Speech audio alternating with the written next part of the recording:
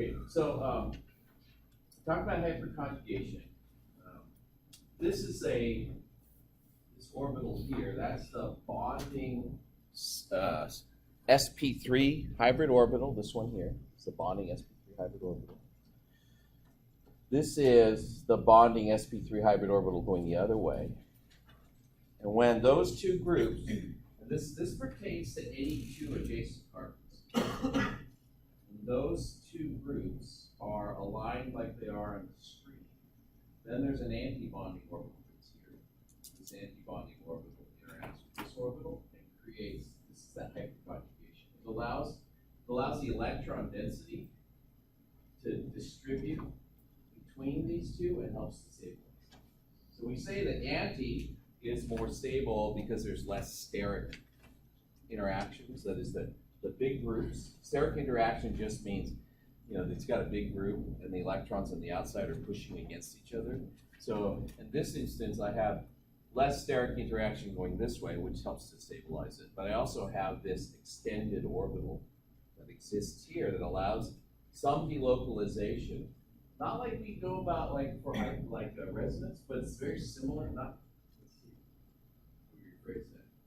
Not with the same amount of stability that you get from resonance, but the same type of distribution of charge that helps to stabilize. And it turns out, and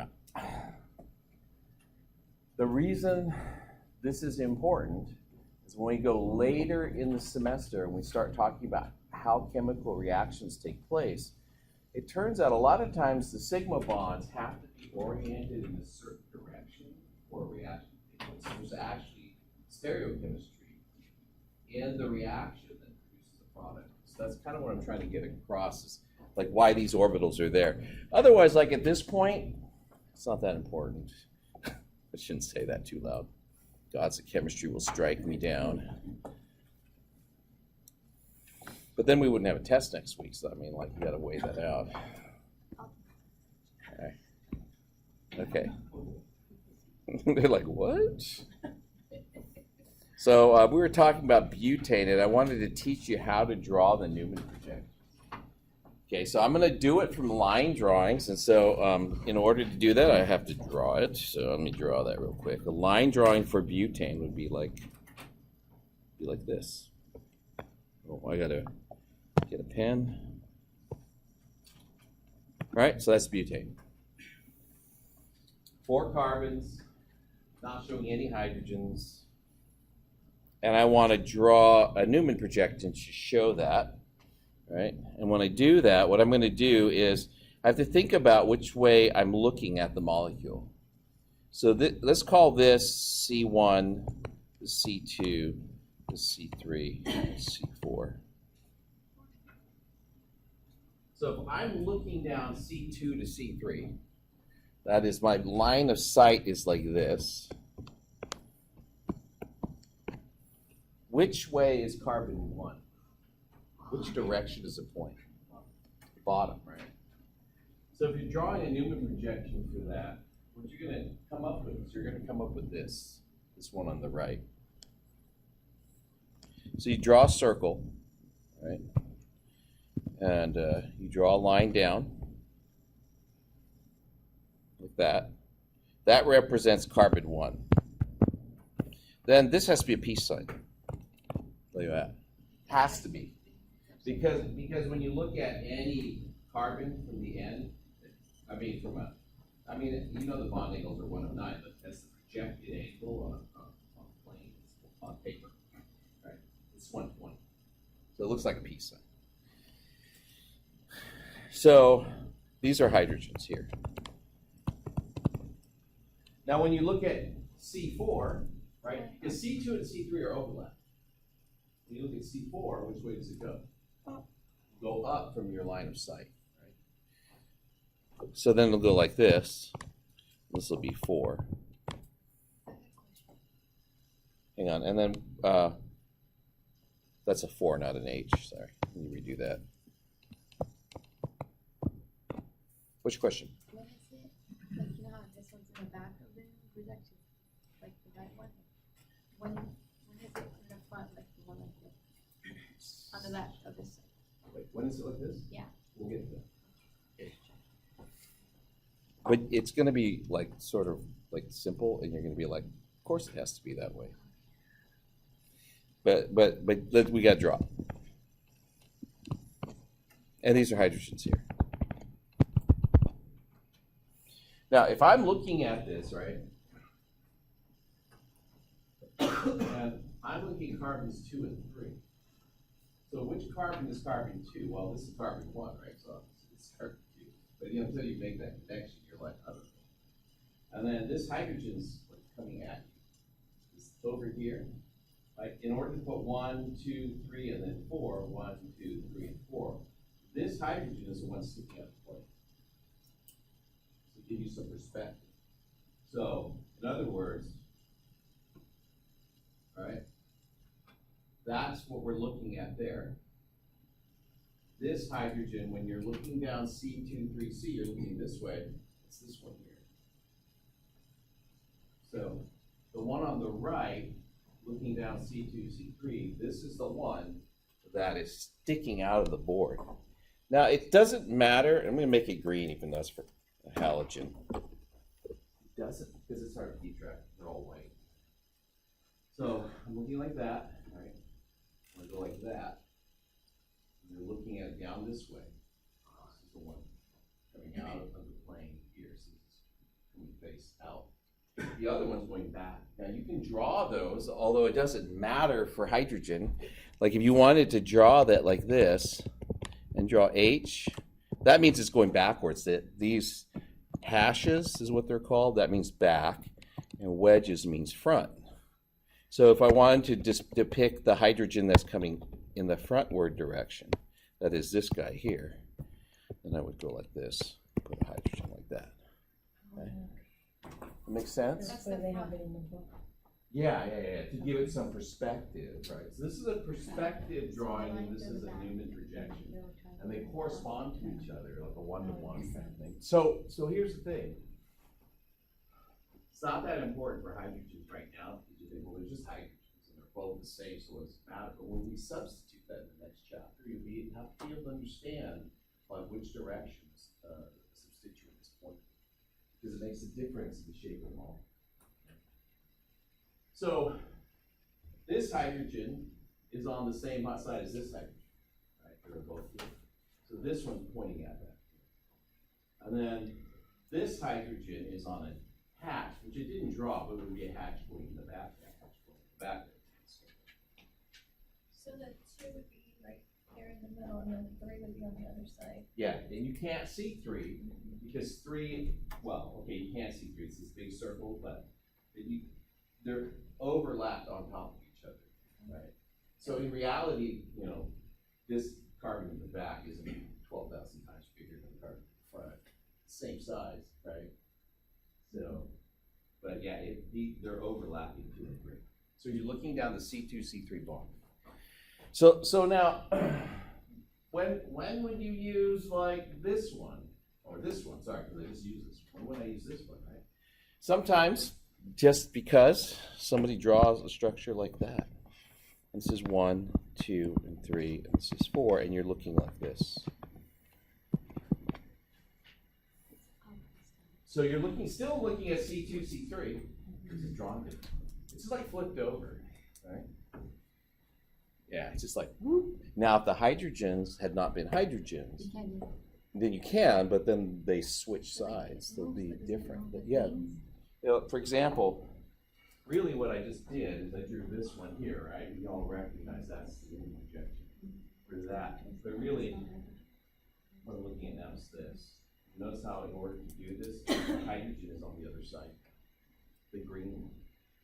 So this one that I drew as a wedge here is now a hash down here. Just because you had to flip it over.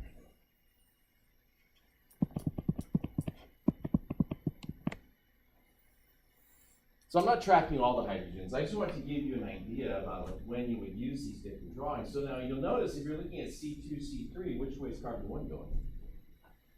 Right, it's above your head because you have to visualize yourself.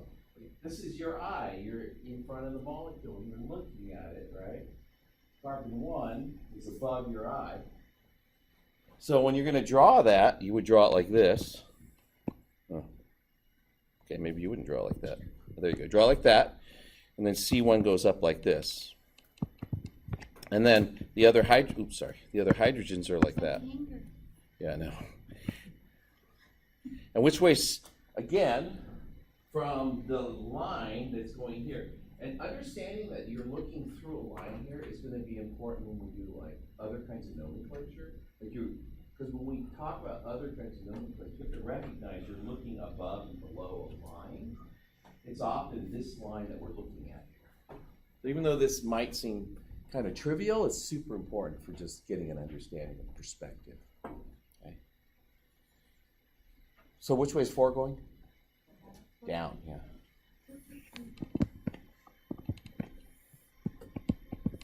You guys know Cameron, the one who was in No Chem last time. She came in last. Oh, Yeah. She was never my student, but she wanted to get some extra help, so she started showing up on Sundays, right? And this is what was the first thing I showed her. She goes like, "Oh!" And then after that, all of organic chemistry clicked for her. I don't know what it was, but it was like she went from like not understanding the perspectives and everything, and all of a sudden everything kind of made sense. So I think there's some value. One of the reasons why I'm spending a little time on it. Yeah, turn the light bulb on so when she looked at these drawings or these drawings, they made sense. And you're going to see a lot of them, so you might as well, learn what they mean well. You're looking down. What's that?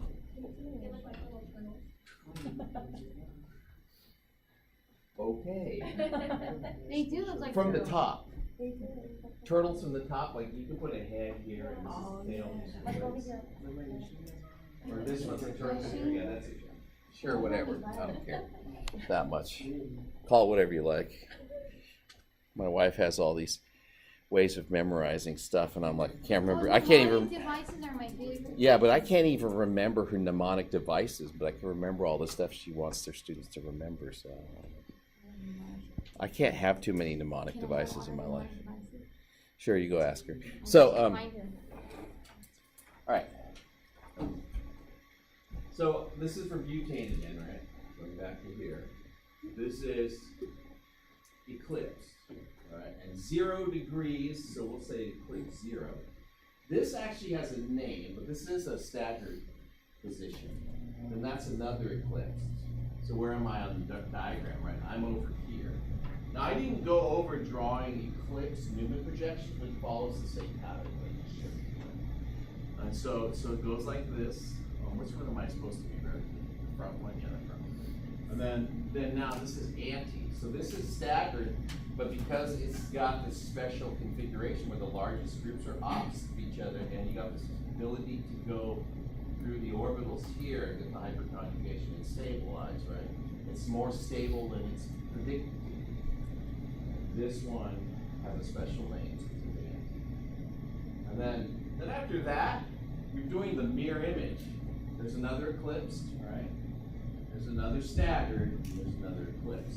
So this staggered position, if you're drawing it as a Newman projection, this one here, and where's the other one like it? Which letter is it? B. Yeah, energetically they're the same. Although you'll notice they're kind of mirror images of each other, right? And that kind of interpretation is important to get later. This is gauche. This is the only one that's like this one. This one's anti.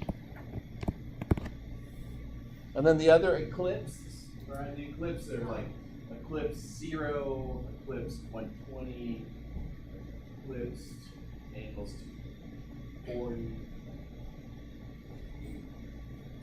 I had to add 120 to 240, I guess the 360. So that's what those are. So which is the most favored configuration? D, right? Because this is the lowest energy. You can actually calculate equilibrium constants, where I showed you what the delta G is minus R the other day. And you can take these energies and you can calculate the relative amounts of each A to B, C to D. That can calculate all those relative amounts. Good if you wanted to. Equilibrium constants. Or I should say, the equilibrium equilibrium constants come together. Yeah, but the most favored is D.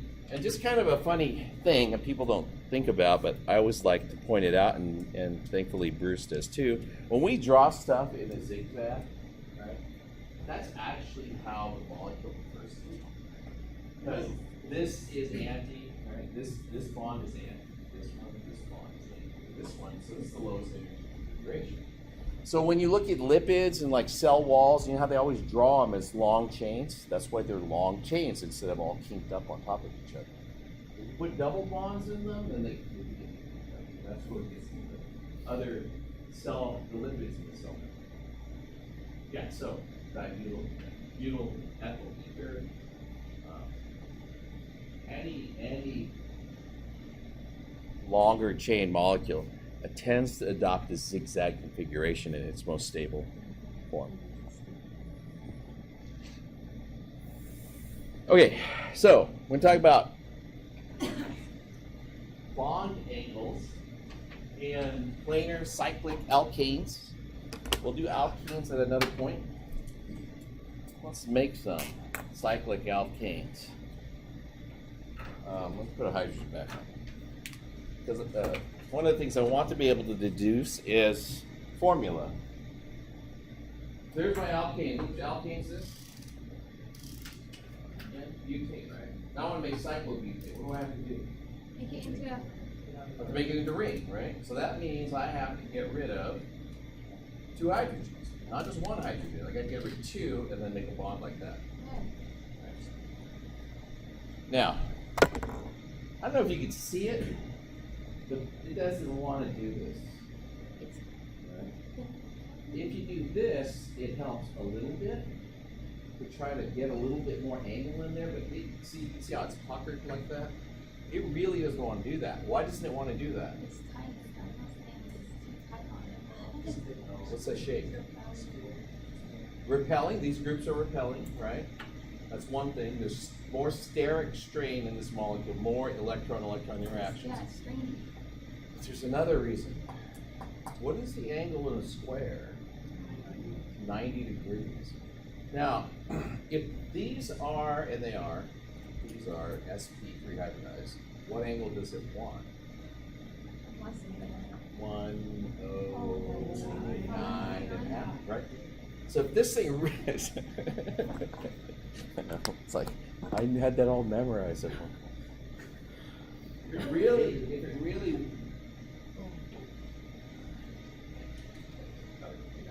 figure out which one will come apart because there's so much strain in it. That's really what it wants to do. Right? Now, ideally, it's like this. And I could put another carbon there and do cyclopentane. And then the bond angles would be much closer to the 109.5. But at the 90, right, it's way off. And so what happens is, in order to form a bond, rather than having good overlap, what you end up with is this. And they have a funny name that Bruce gives them. And I don't know where it comes from. There's probably some guy who said it.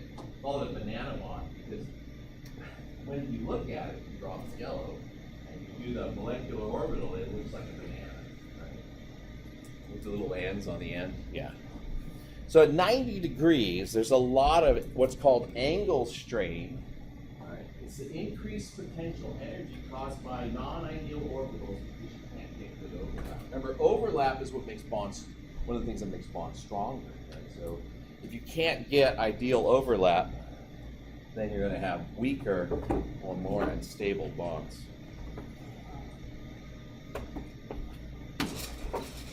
Just trying to see if I have enough of these things. Okay. I just kind of talked through that slide. Yeah, so most rings aren't flat because of that kind of strain. Like you just saw in cyclobutane, it puckers, it twists out of the planar arrangement. It minimizes angle strain and minimizes the number of twists in that. Cyclopropane doesn't have a choice. It is just what it is, right? And the bond angles are 60 degrees, so you can make this, but it's extremely strained. The angle strain is really bad, and these are eclipse hydrogens, and the steric strain is really bad. those two together are usually what people refer to as ring strain.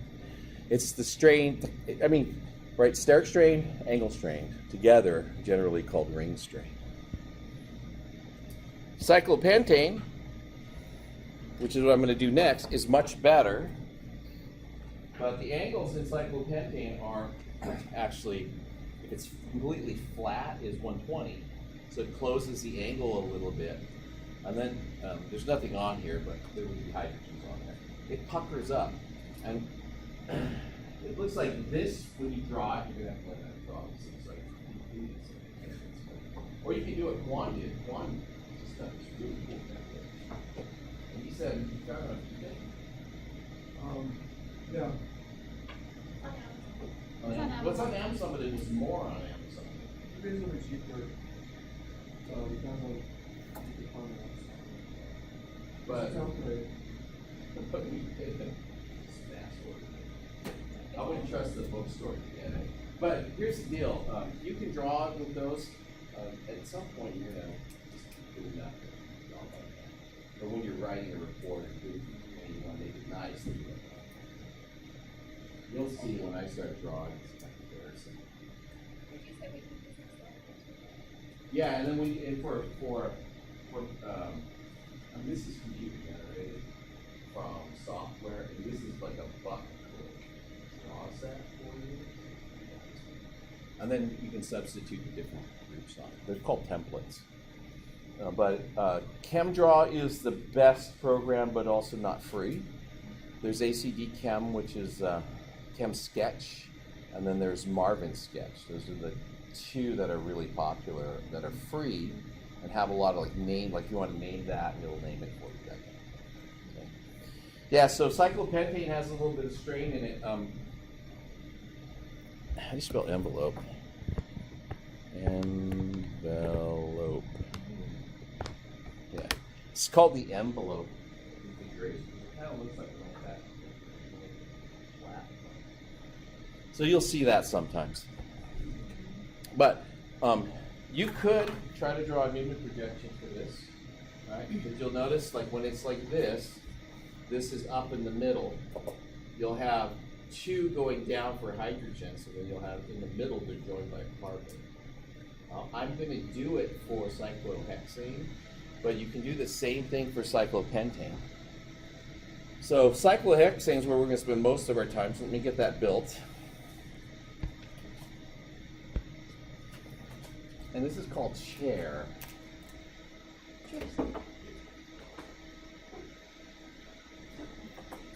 Who would have thought organic chemists could come up with so many cute names? There's envelope, there's chair, there's actually boats and twist boats. So I'm adding a carbon, and you think like, well, what's the bond angle in here? It turns out you could make it flat, but then you don't get the ideal angles. But if you put, there's always a disaster, they're not meant to be, or they're not designed well enough to stay together. And if you shove the bonds in tight enough, then you can't get them out, and you end up, where that even came from. Oh, wait, sure. That's what old Japanese guys say, by the way. All right. This is chair, because, I don't know, kind of looks like a chair, like a recliner chair. But these are supposed to be straight up and down. And this goes straight up. But it's like an old chair that's a little bit saggy. Yeah, I know, right? So it's like, Oh, I get it. There's like a little person. place for your legs. Yeah, there he is. This is for your body, your butt. This is for your back. It's like a recliner chair. It's a chair. It goes like this. So that's chair. And the bond angles are pretty close to the ideal 109.5. I don't remember the exact angle. It's pretty close to 109.5. But here's the really cool thing. If you look down the sides of the chair, like the arms of the chair, they're all centered. So So that creates, this is a low energy configuration for cyclohexane. So if you draw it, you can number, like this one's numbered, 1, 2, 3, 4, 5, 6. On the left side, we're looking down the 1-2 bond. So this is the Newman projection that we get for a chair. Now, here's the thing that you got to get used to. It's a little bit harder, right? Like this. If this is going down, what does the back of the chair got to do? It's got to go up, right? And then, when, oh, shoot, okay. This is what we're looking at here. And if this is going up, then the one in the back has to go down. So from the perspective that we were drawing before, right, when you're drawing this one, these are going straight down. Then you make these peace sign shapes. These are I don't know what to call that.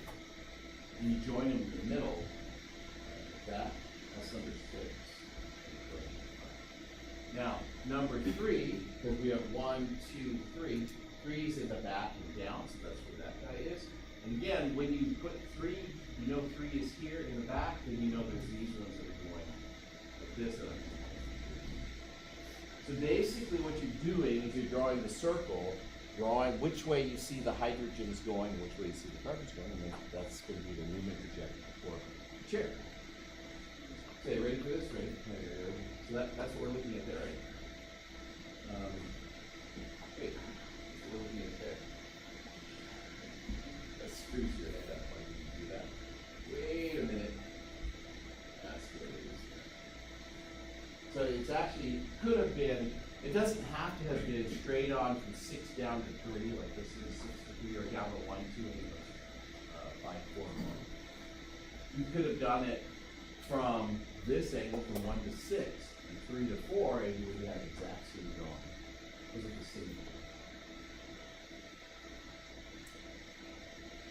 Okay, so, bond angles are 111. I couldn't remember. It's pretty close to 109. And it is free of any eclipsed. So, we'll do this other thing. In this drawing, or this style of drawing, the way you draw it is like this.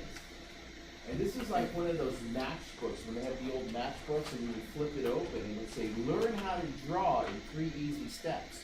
And then it would be like a ball and another oval, it would be one, and then the next one would have like little squiggly lines on it, and the third one would be the Mona Lisa. Right? You couldn't actually do it unless you really practiced a lot, and that's kind of what this instruction is.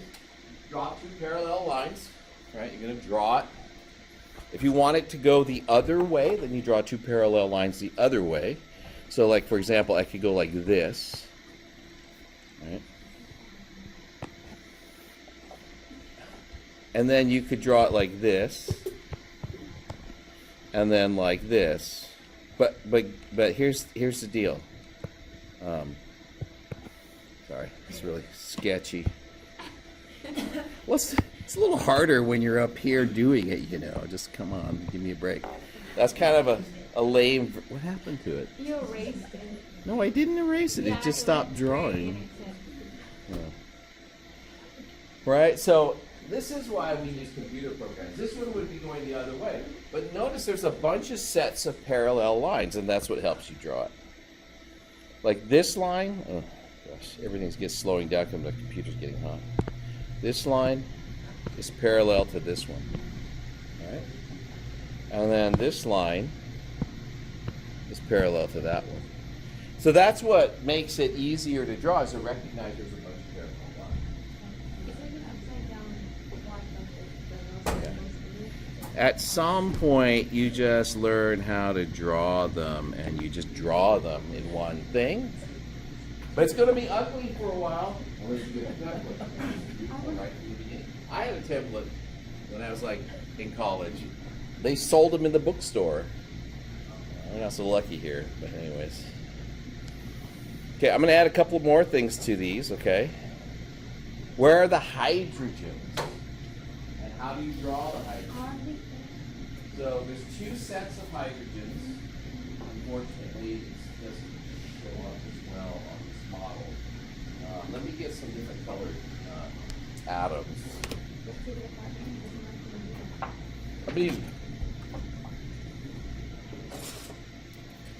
I use green and red because that's the only ones I have enough of. And unfortunately, these are all different kinds of atoms. I'm going to replace some hydrogens here. I'm going to place these ones at the top.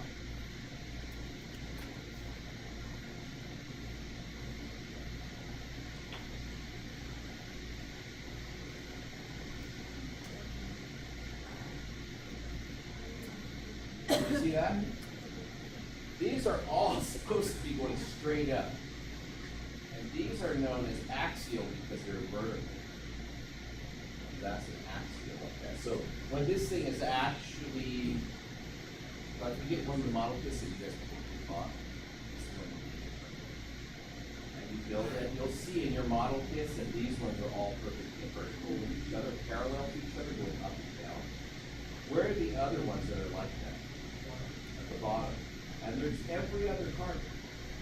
So these are axial hydrogens. So if you're drawing axial, right, on one of these, I'll choose to draw this one here. It would be like this, this, and this. And then the other three would be on the bottom like this.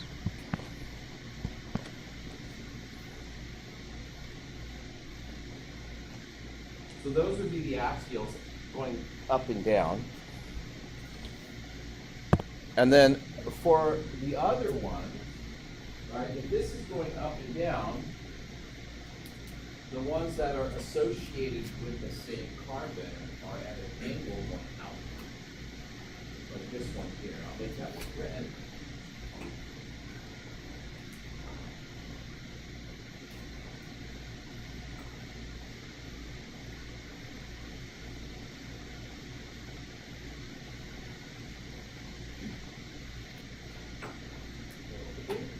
Very visual, so it really helps with all this. So the ones that are red, you see how they all point to the outside? And again, it's every other one. And if these ones are on the bottom, because I put them all on the bottom, the other ones are on the top. That's what we say, because it's above the axial, or above the carbon. So we have axials on the top, and axials on the bottom.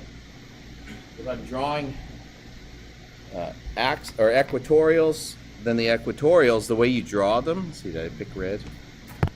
Pick red, like this. That's not a perfect one, but this red line is parallel to the line that's opposite. Axial's easy because it's straight up and down. Equatorials are trickier. So this one in particular is one that people will struggle with, and they always draw it in the wrong direction. It just makes my head explode. Could be a nice thing to say, so look at that. Which way should that one be pointing?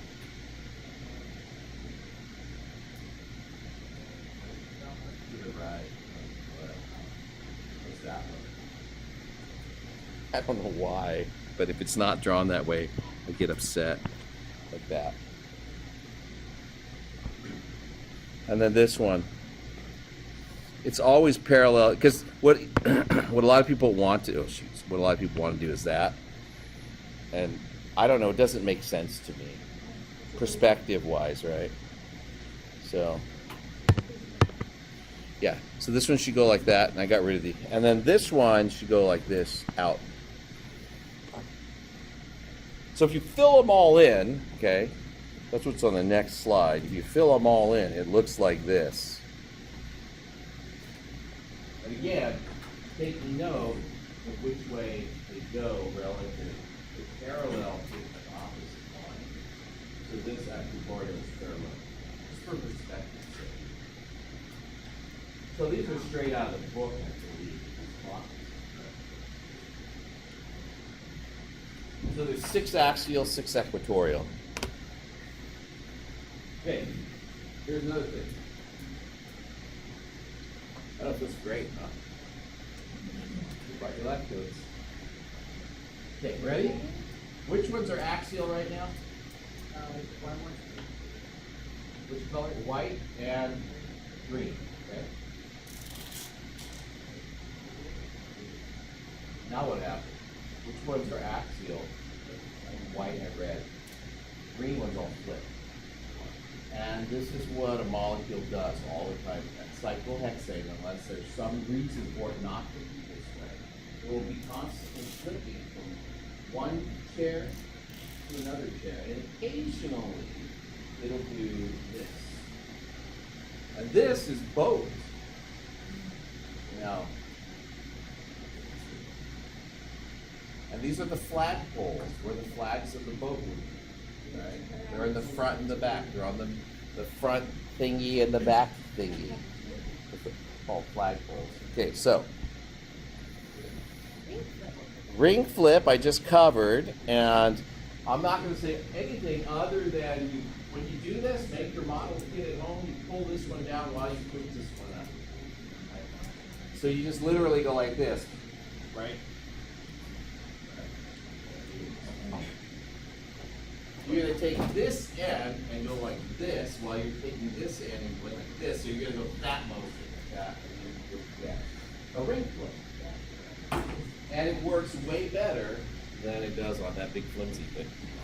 And then all your axials and equatorials will switch.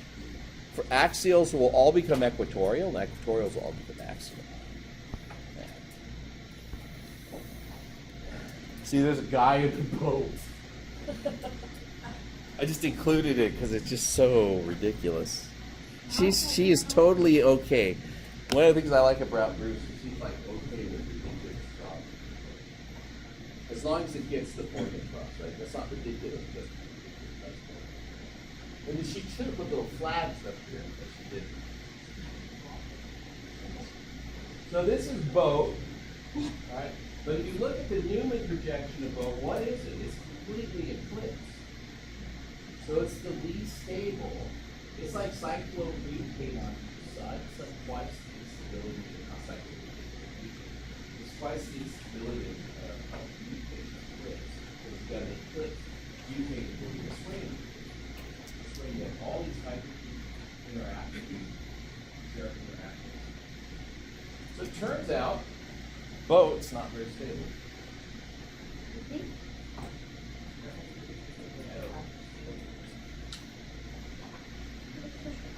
Okay.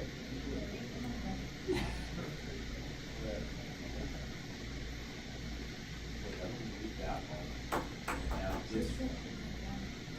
I'm going to switch this one.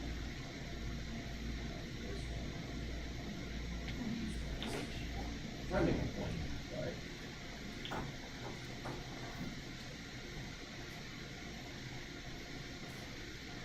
By the way, I love doing this class.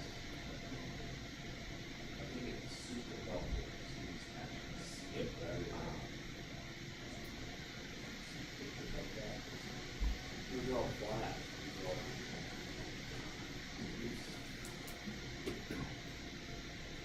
okay, so this is boat. I put colored atoms so you can see it, right? This is unstable. See these flagpoles? They're touching. They are so close that they're actually almost touching. And so there's a lot of strain here. So when you find somebody you don't like, what do? You try to get away from them. But if you're kind of like in a small room, you just go to opposite corners, right? Or maybe you hope that the other person doesn't like you at that Can you walk point. out the door? You know how that happens? Sometimes you go somewhere and there's somebody you really don't want to hang out with. They really want to hang out with you. Yeah. Yeah. Yeah. Sorry, guys. So then what happens is they go like that. They'll try to go as far apart as they can in this configuration. This is actually known as twist boat, and you'll notice what happens. The reds are eclipsed there, right? And they twist, and they become partially staggered.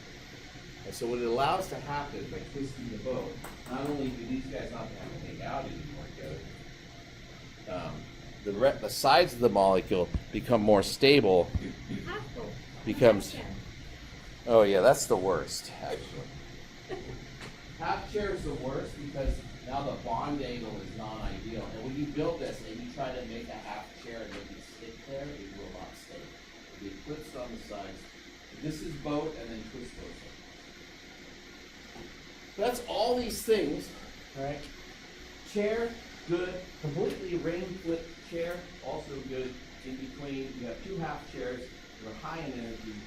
You have pure boat, which is high in energy, and then you have the twist boats on either side as you go from one configuration to another.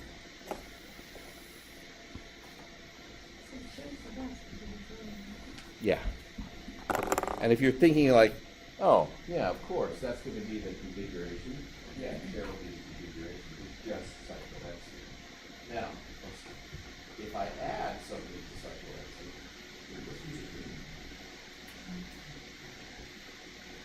then we'll add 3 hydrogens to it, which means I need another stick. 3 other sticks. Am I out of sticks? No, let me read the of sticks. Hi. There we go.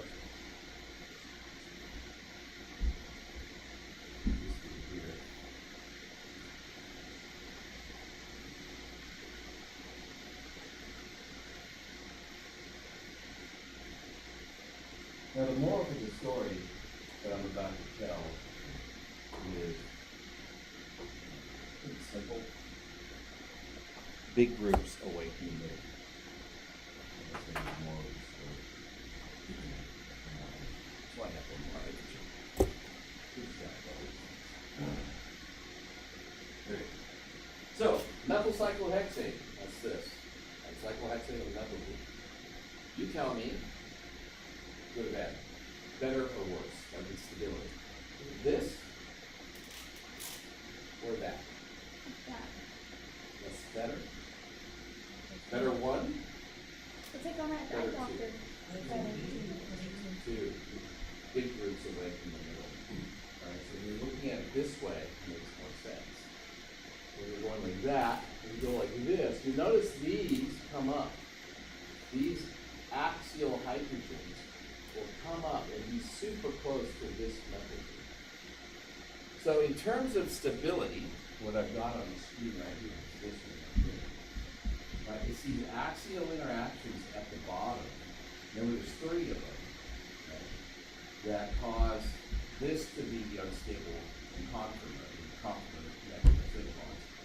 And when you go like this, and you put this one into chair, but you flip it, like it was chair before. Now,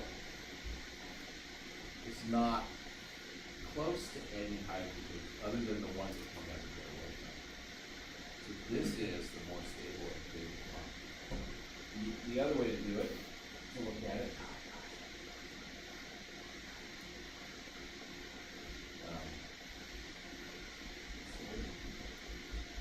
I think that was all. So when you count these,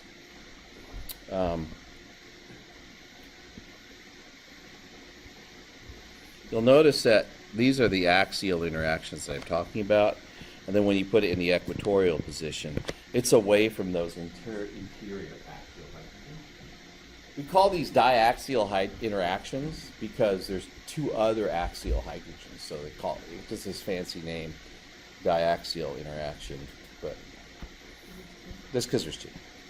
If you want to make it fancier, they're called 1-3 diaxial interactions because if you count from this position here in either direction, it's 1, 2, 3, or 1, 2, 3. So they're called 1-3 diaxial interactions. There you go. What else is there in this chapter? Yeah. Just a little side note. All right, when you have gauche, right, this is about 0.87 kcals per mole of energy. That versus equatorial, and then when you do here, right, you actually have an interaction here and an interaction here, so there's diaxial interaction. It's twice the instability just because there's 2 of them. And that word is stable, not sable. Interesting. In terms of favorability, if you look at the equilibrium constant for equatorial versus axial, so this is, this has a K value, right? So K equals, then it's the concentration of the equatorial over the axial, like that. By the way, E and A are generally the abbreviations for equatorial. If you just have all hydrogens, then it's 1 because there's an equal amount of both shares, right? But if you make one of them a methyl group, then it refers to equatorial position equal to 1, so 18 times more than the axial position. If you make it like tert-butyl, then it's almost always favored as equatorial, because tert-butyl, you could, I don't have time to build it, but you would put methyl groups on each one of these, and it's huge. It's this giant thing that never wants to be near the rest of the molecule. So it just wants to hang out on its own.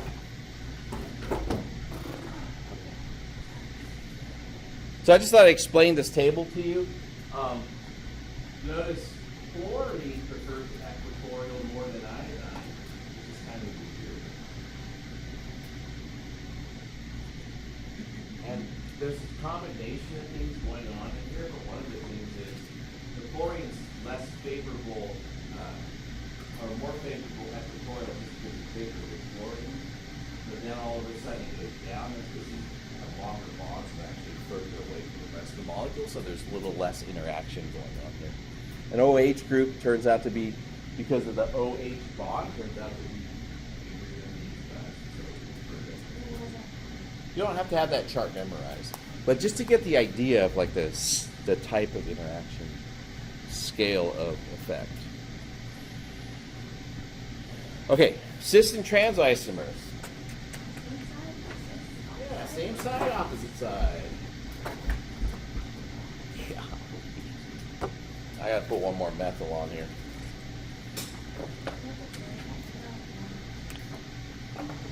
Yeah, this is why I don't bring it built on my bicycle. So I'm walking these days.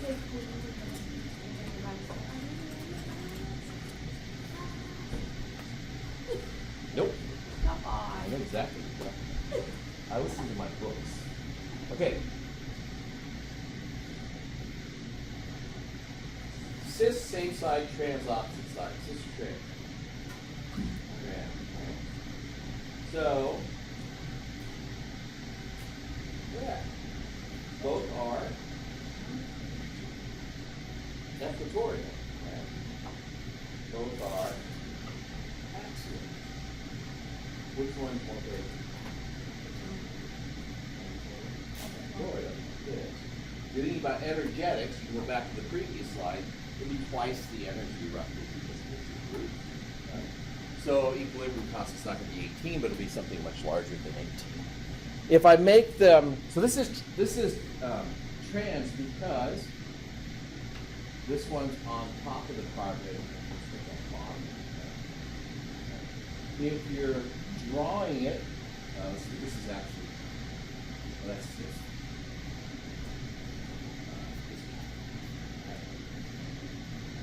If I flip, take one of these, it doesn't use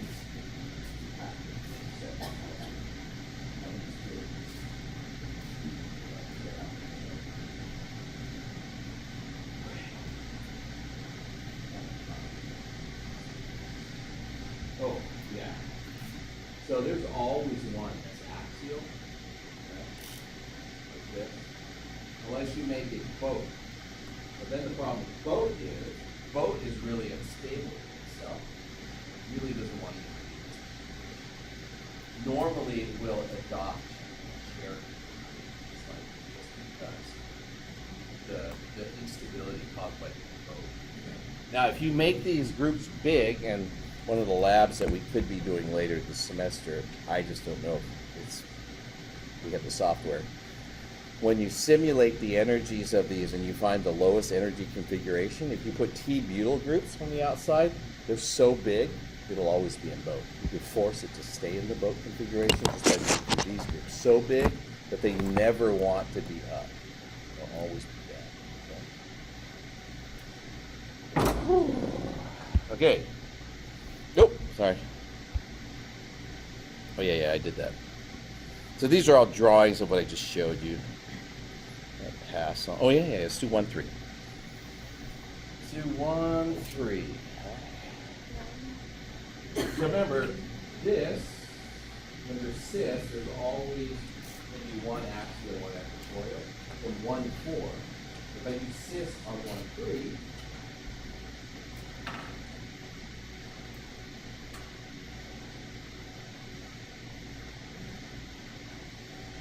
they can both be equatorial.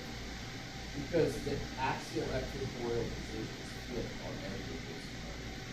So when you move it by 1, you have both the equatorial. One can be both the equatorial, or it can be both axial, which we prefer. These big groups will really push apart. That, and then put that chair.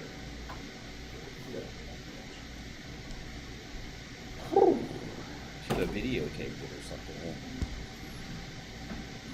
One last thing, and I don't care really that much about it, but rings, right, can be fused together, for example, cholesterol or other like biological cholesterol is flat. But that just depends on how the rings are fused. If they're both equatorial like this, it'll be flat. If you do equatorial and axial, you actually have 90 bends. So just keeping that in mind. All right, that was the last slide. Oh, wait, I didn't mean to do that. I meant to do, did you mean me to do that? It didn't really disappear. That's one of those things that, you know, when you have little kids and you go to work, what is Dad doing standing outside the door so long? Yeah. Well, he just comes back later. Sorry. That's what cats and dogs think, too, I think. I know.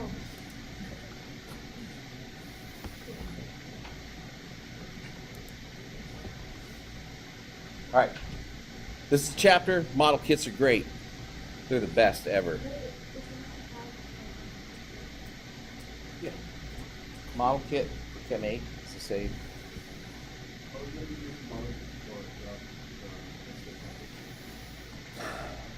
For a lot of it, yeah.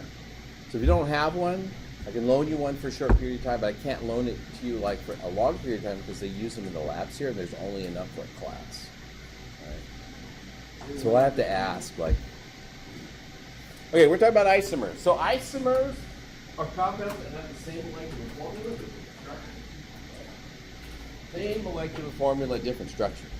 Constitutional isomers, which is what we've just been talking about, are isomers, right? Sorry, conformational isomers, what we've been talking about, can't be separated from each other. We'll talk about some of these.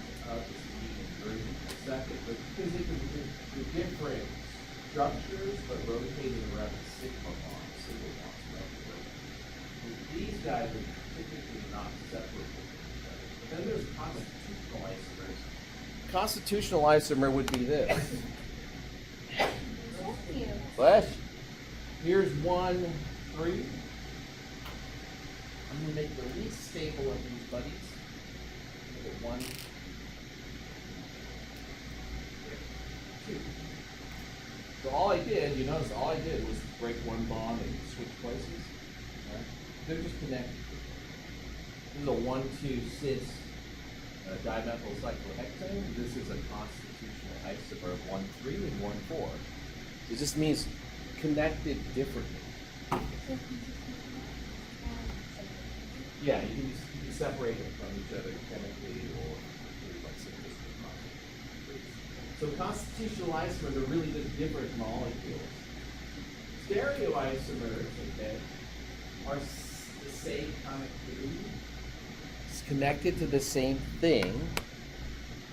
So here, right, connected to the same atom, right, but with a different spatial arrangement. So to do that, this is cis, right? Trans. That's trans 1, 2 dimethyl cyclohexane.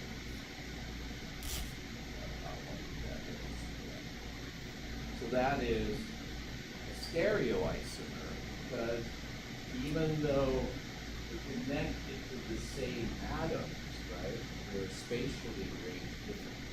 Cis and trans is an example of that. Okay. Any questions on that? Is that like clear enough? With the models, it helps just to look at the models and we kind of know. So some examples of constitutional isomers, and maybe you don't really think about it. Here's some examples of constitutional isomers. How do you know they're constitutional isomers? We just count every type of atoms. 6 hydrogens, 2 hydrogens, oxygen. But they're bonded differently, right? The oxygen, instead of being at the end of the OH, is now in between. So this is an ether, an alcohol. Ethers and alcohols are the same carbon chain length, at least the simple ones. But same numbers of carbons are generally constitutional. 1-chlorobutane, 2-chlorobutane, those are constitutional isomers. You don't know this one, but these are aldehydes. This is acetone, this is propanol. Yeah, I don't know why they decided all the other okay. So, and then pentane and isopentane are also constitutional isomers. Different connections between the atoms. Then we talked about cis-trans isomers, and actually what allows a cis-trans isomer to exist is that you can't rotate the bond. So like in a ring, right? You're not free in a ring to go, oh yeah, let's just break that and flip it all the way around, right? There's restriction to rotation. It doesn't mean it can't rotate at all. It just means it can't rotate all the way around. So if you have a restriction to rotation, like you do in cyclic compounds, this is an example, a cis. You notice how it's drawn, wedges on both sides, so they're both on the top. 1-bromo 3-chlorocyclobutane. This is trans, because you have one outlet like that. Those, you can have cis and trans because you can't rotate those carbons around. But another place that we see isomerism, like cis-trans isomerism, is in double bonds. In double bonds, you can't have rotation because to rotate a double bond, the pi bond actually has to be rotated.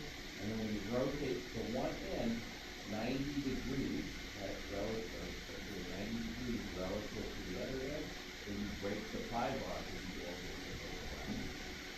So that's a real high energy state, and so you can have separable cis and trans isomers. So for example, this would be a cis, no rotation around this bond. This would be a trans, no rotation around this. Sterically, which one's less favorable? Which one has the most energy?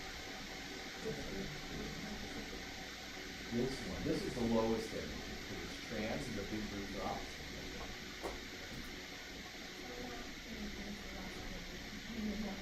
Yeah. Low energy is more favorable.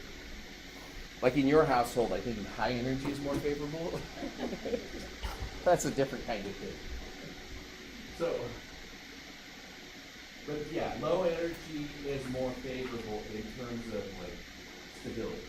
Okay? Now, if you have this molecule and you do provide enough energy to break the pi bond, what it will naturally do is it will rotate and go for the transconfiguration, and then the bond will be broken. So the rotation, right, can happen if you provide enough energy to break the pi bond, which is not the sigma bond. I don't know why they do that. Okay. And then when you have a sigma bond can rotate, it will naturally take the more stable configuration, and if you take that energy away, the pi bond will reform, and you can interconvert between cis and trans, but you can't go the other way. It's easy because it doesn't want to go that way. Now, not all double bonds have cis and trans isomers. In order to have cis and trans isomers, you actually have to have different groups on one end, on each end, I should say. So you'll notice when I said cis and trans over here, I made these blue. Right? the hydrogens. Mark them. I'll mark it red though. Cis and trans originally meant like which side of the double bond are hydrogen? We were talking about a bond and having things on the same side. This pi bond here, this double bond here, these are both on the same side of the bond. That's what makes it cis. And trans is opposite sides. So if you think about a plane that goes through that bond or a plane that goes through that bond, just like we did in Newman projections, we kind of were thinking about the plane between two carbons, which side are the groups attached on? If they're on the same side, it's cis. On the opposite side, it's trans.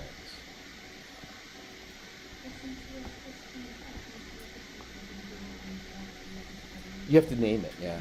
Cis something, trans something, yeah. Now, if these two groups are the same, right, you can't, you could put a hydrogen down here. Then you couldn't have cis and trans because these are the same. It doesn't matter which way you flip it. It's always. Like if I flipped it and said, oh, is this cis or trans, or if I flip this and ask it, is cis or trans, or if you flip all the molecules. Also, it doesn't have to be hydrogens that are saying these two chains can be the same. But these are going to be 20 carbons long. You still can't have cis and trans. They do have names, so like when two things are the same on one carbon, it's usually called geminal, like the Gemini, the twins. They use the geminal. And medicinal hydrogens would be another hydrogen on another carbon adjacent to it, like in the vicinity of it. Cis and trans isomers have different physical properties, so typically they can be separated in solution from chromatography or some other method. Boiling points are often different. Like these two, like cis and trans dimethyl M4 dimethyl butane, cyclopentane, probably can't easily be separated by this relation because they're kind of close together. But if the boiling points are very far apart, you can distill them apart from each other. Or most likely you use what's called chromatography. Cover that in the back. But using polarity of a surface to separate.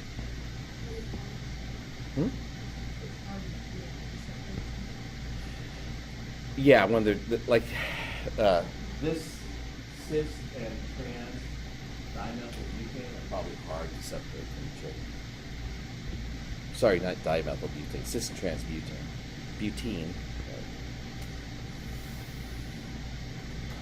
Then we come to this.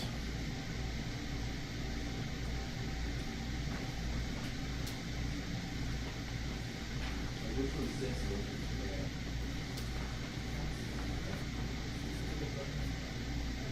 You have to decide because there's no two hydrogens. You typically rely on the position of a hydrogen. So what we're going to do, and we don't have much time to do it today, but I'll just sort of introduce the idea to you. We go by atomic number. We assign priorities. We draw a line with this. And we assign priorities to the groups. Hydrogen is always the lowest because it has the lowest atomic number. So this will be, like if you're just looking across the line, so now we're looking just on the left side over here. This is the high priority group because it has the higher atomic number. Now, if the atomic number is the same under isotopes, then we go by the number by the mass. What's that? But in this case, right, bromine is easily distinguished from hydrogen because it's a much higher atomic number. If you look at the other side, this is the higher priority. Because chlorine, which is 7, and carbon, which is 6, right? The atomic number of chlorine is higher than 0.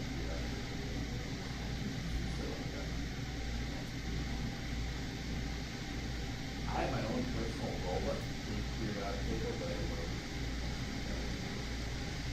never got me back. Stuck it in her office, but I can't put it up. Which woman I nerd? So, 30 30 years or so.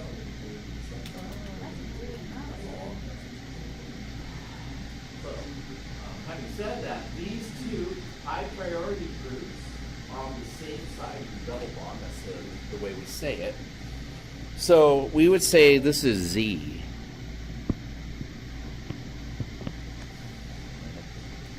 So we're going by atomic number.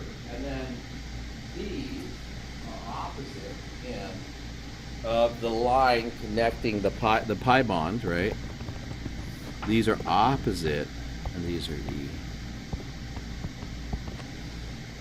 So when we go to name these things, we're going to use alkene nomenclature. But this would be 1 bromo, right? This is 2 chloro. We start from the double bond.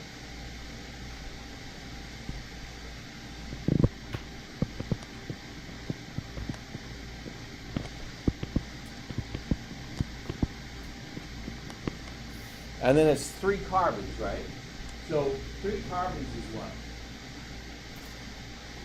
Propane. So we take the A and E and make it E and E.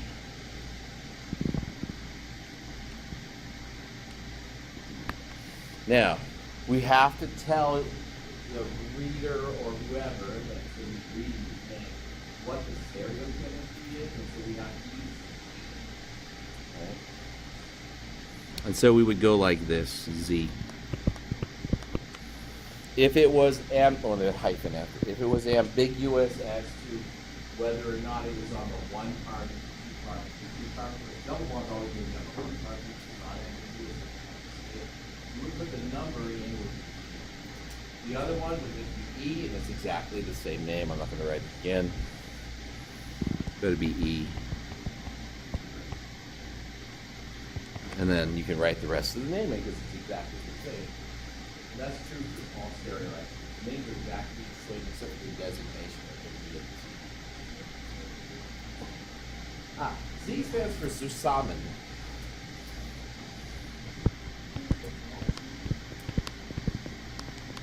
And if you spoke German, that would mean together. And entgegen.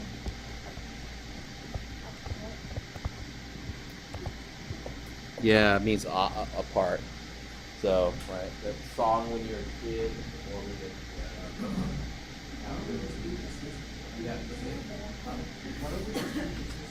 oh, because you can't call these system trans. It's not a way to do it. Because system transit relies on hydrogen, and so this accounts for all kinds of different groups deciding at the priority. That allows us to put all kinds of different groups aside of configuration for the double bond.